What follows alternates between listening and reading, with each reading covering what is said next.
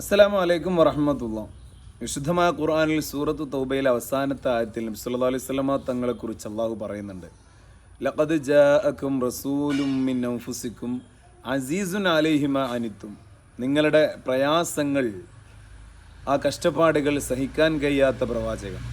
അതേപോലെ തന്നെ ഹരീസുൻ അലൈക്കും, നിങ്ങളുടെ മേൽ വല്ലാതെ കൊതിയുള്ള പ്രവാചകൻ.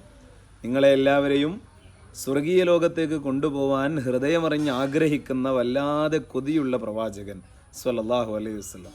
പിന്നെ വീണ്ടും അള്ളാഹു പറയാണ് റഊഫും ബിൽ മുഅ്മിനീന, മുഅ്മിനീങ്ങളോട് അലിവുള്ള പ്രവാചകൻ.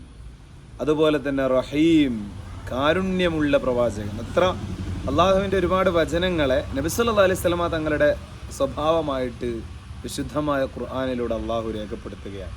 ഈ റബിയുൽ അവ്വലിൽ ഹബീബിനെ കുറിച്ച് ഹൃദയമറിഞ്ഞ് മനസ്സിലാക്കാൻ അള്ളാഹു നമ്മൾക്ക് തൗഫീഖ് നൽകട്ടെ. അസ്സലാമു അലൈക്കും വറഹ്മത്തുള്ളാഹി.